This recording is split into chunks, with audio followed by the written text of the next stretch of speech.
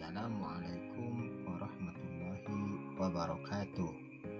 Perkenalkan, nama saya Mat Sehri. Saya adalah calon guru penggerak angkatan 7 dari SD Negeri 16 Kuala Manur B, Kabupaten Kuburaya. Pada kesempatan kali ini, saya akan menyampaikan koneksi antar materi 2.3.A.8, yaitu tentang coaching untuk supervisi akademik. Perkenalkan, fasilitator saya yaitu Ibu Siti Anisah, SPS IGR, dan pengajar praktik yaitu Ibu Tantri Mirasandra, MPD GR. Apa itu coaching? Coaching adalah sesuatu yang didefinisikan sebagai sebuah proses kolaborasi yang berfokus pada solusi, berorientasi pada hasil dan sistematis, di mana coach memfasilitasi peningkatan atas performa kerja, pengalaman hidup, pembelajaran diri, dan pertumbuhan pribadi dari coach, menurut Grant tahun 1999.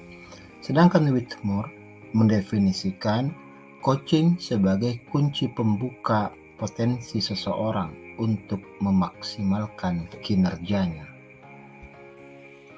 Kemudian, bagaimanakah paradigma berpikir coaching itu? Dikatakan bahwa paradigma berpikir coaching yaitu fokus pada coach yang akan dikembangkan, bersikap terbuka dan ingin tahu, memiliki kesadaran diri yang kuat, dan mampu melihat peluang baru dan masa depan. Ada 3 prinsip yang harus menjadi acuan saat melakukan coaching. Yang pertama yaitu prinsip kemitraan. Maksudnya adalah coach dan coachee itu sejajar dan mitra setara, sehingga tidak ada rasa menggurui ataupun digurui. Melaksanakan coaching itu sendiri dengan rasa saling percaya dan rendah hati. Prinsip yang kedua yaitu proses kreatif, di mana coaching itu harus memicu proses berpikir coachee, berpusat kepada coachee, bagaimana memetakan dan mendapatkan ide-ide baru. Yang terakhir yaitu menggali potensi. Maksudnya adalah proses coaching itu harus memaksimalkan potensi dan memberdayakan teman sejawat atau coach itu sendiri.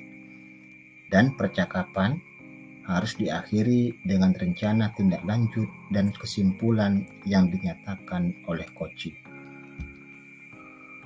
Sekarang, apa dan bagaimana coaching dalam konteks pendidikan? Berdasarkan filosofi Ki Hajar Dewantara, proses coaching sebagai komunikasi antara guru dan murid. Murid diberikan ruang kebebasan untuk menemukan kekuatan dirinya, dan peran pendidik sebagai pamong dalam memberi tuntunan dan memperdayakan potensi yang ada agar murid tidak kehilangan arah dan menemukan kekuatan dirinya tanpa membahayakan dirinya. Sistem AMO, semboyan ing ngarso song tulodo, ing madiyo mangun karso dan tutwuri handayani, menjadi semangat yang dapat meningkatkan keterampilan komunikasi antara guru dan murid dengan menggunakan pendekatan coaching dalam upaya memberdayakan segala kekuatan yang ada pada diri murid. Ada 3 kompetensi yang harus dimiliki oleh seorang coach dalam melaksanakan coaching. Yang pertama, kehadiran penuh, presence. Kemampuan coach untuk bisa hadir secara utuh bagi coachee, sehingga badan, pikiran, dan hati menjadi selaras saat melakukan proses coaching itu sendiri. Kompetensi yang kedua yang harus dimiliki oleh setiap coach yaitu mendengarkan aktif. Seorang coach yang baik akan lebih banyak mendengarkan daripada berbicara saat percakapan coaching berlangsung. Fokus pada apa yang dikatakan coach untuk memahami secara penuh pada apa yang dikomunikasikan oleh coach. Yang terakhir, seorang coach harus memiliki kompetensi yaitu bisa mengajukan pertanyaan berbobot. Pertanyaan yang mampu menggali informasi dari coach, menggugah untuk berpikir, memunculkan ide-ide baru yang semuanya itu dalam rangka memberdayakan coach. Bapak guru hebat, seorang coach akan mampu mengajukan pertanyaan berbobot apabila seorang coach tersebut bisa mendengarkan dengan model rasa. Apa itu rasa? Pertama, huruf R di sini adalah receive. Maksudnya, seorang coach harus memperhatikan sang pembicara, coach itu sendiri. Terima semua ucapan dan ambil kata kuncinya. Kemudian A, apresiasi. Maksudnya adalah berilah sinyal bahwa coach mendengarkan dengan oke, iya, atau kontak mata dan dengan cara menganggukkan kepala. Kemudian S, summarize, yaitu merangkum apa yang didapat dari perkataan coach. Dan yang terakhir adalah A, ask. Maksudnya adalah ajukan pertanyaan untuk memperdalam. Bapak Ibu sekalian yang berbahagia, dalam proses melaksanakan kegiatan coaching haruslah menggunakan tahapan-tahapan yang lazimnya disebut dengan tahapan alur tirta. Nah, sekarang apa sih itu alur tirta? Alur tirta adalah bagian T di situ adalah tujuan umum. Tahap awal di mana kedua pihak, coach dan coachee, menyepakati tujuan pembicaraan yang akan berlangsung. Idealnya tujuan ini datangnya dari coachee. Kemudian I di situ adalah identifikasi. Coach melakukan penggalian dan pemetaan situasi yang sedang dibicarakan dan menghubungkan dengan fakta-fakta yang ada pada saat sesi berlangsung. Kemudian R di situ yaitu rencana aksi. Pengembangan ide atau alternatif solusi untuk rencana yang akan dibuat. Kemudian yang terakhir adalah tanggung jawab. Membuat komitmen atas hasil yang dicapai dan untuk langkah-langkah selanjutnya. Bapak Ibu, sekarang kita beranjak pada supervisi akademik dengan paradigma berpikir coaching. Sebelumnya, mari kita bahas apa sih itu supervisi akademik. Supervisi akademik dimaknai secara positif sebagai kegiatan berkelanjutan untuk meningkatkan kompetensi guru sebagai pemimpin pembelajaran yang berpihak pada murid.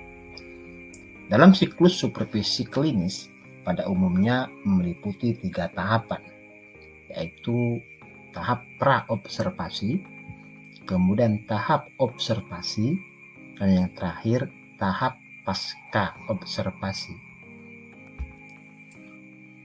Setelah kita mengetahui apa itu makna daripada supervisi akademik, sekarang kita beranjak kepada beberapa prinsip-prinsip supervisi akademik dengan paradigma berpikir coaching, yaitu meliputi 1, kemitraan. Maksudnya adalah proses kolaboratif antara supervisor dan guru. Kemudian konstruktif, bertujuan mengembangkan kompetensi individu. Yang ketiga, harus terencana. Yang keempat, reflektif. Dan yang kelima, supervisi akademik dengan paradigma berpikir coaching itu harus objektif. Maksudnya adalah data atau informasi yang diambil berdasarkan sasaran yang sudah disepakati. Kemudian berkesinambungan, dan yang terakhir, supervisi akademik dengan paradigma berpikir coaching itu harus komprehensif. Maksudnya adalah mencakup tujuan dari proses supervisi akademik itu sendiri. Sekarang saya akan melakukan refleksi berdasarkan pertanyaan-pertanyaan yang diajukan. Pertanyaan tersebut salah satunya adalah, bagaimana peran Anda sebagai seorang coach di sekolah dan keterkaitannya dengan materi sebelumnya di paket modul 2, yaitu pembelajaran berdiferensiasi dan pembelajaran sosial dan emosional. Peran saya sebagai seorang coach adalah menuntun murid dan menggali potensinya agar timbul ide-ide kreatif sesuai minat dan impiannya, dan mendengarkan serta mendorong murid memetakan dan memecahkan masalahnya dalam mencapai cita-citanya, yaitu keselamatan dan kebahagiaan yang setinggi-tingginya. Dalam pembelajaran berdiferensiasi, saya melakukan coaching kepada murid satu persatu sebagai upaya saya sendiri untuk mengetahui kebutuhan daripada masing-masing murid saya sendiri. Kemudian memetakan minat dan gaya belajar mereka, serta mengidentifikasi sejauh mana kesiapan belajar daripada murid-murid saya. Sekarang, bagaimanakah keterkaitannya dengan kompetensi sosial emosional? Menurut saya, seorang coach harus menggunakan KSE, kompetensi sosial emosional itu sendiri, saat melakukan coaching, agar mampu mengendalikan diri dan emosi, serta menimbulkan rasa empati dan sosialisasi, sehingga coach mampu mengambil keputusan dengan penuh tanggung jawab. Selain itu, teknik kesadaran penuh atau mindfulness dapat digunakan oleh seorang coach sebelum melaksanakan coaching untuk memfokuskan diri agar hadir sepenuhnya saat proses coaching berlangsung. Sekarang refleksi saya terkait pertanyaan yang kedua. Pertanyaan itu adalah, bagaimana keterkaitan keterampilan coaching dengan pengembangan kompetensi sebagai pemimpin pembelajaran? Menurut saya, keterampilan coaching dibutuhkan oleh pemimpin pembelajaran saat melakukan supervisi akademik, di mana sebagai pemimpin pembelajaran, coach dengan kompetensi coachingnya akan bersikap setara dengan guru atau coachee, serta tidak menggurui saat melakukan supervisi. Kemudian, menurut hemat saya, guru dapat menggunakan teknik coaching untuk mendorong murid-muridnya mengembangkan kemampuannya dalam berkomunikasi, berkolaborasi, dan berpikir kreatif. Selain itu juga dapat membantu murid menggali potensi dirinya sebagai bekal menyelesaikan permasalahan yang sedang dihadapinya dan mencapai kemerdekaan dalam belajar.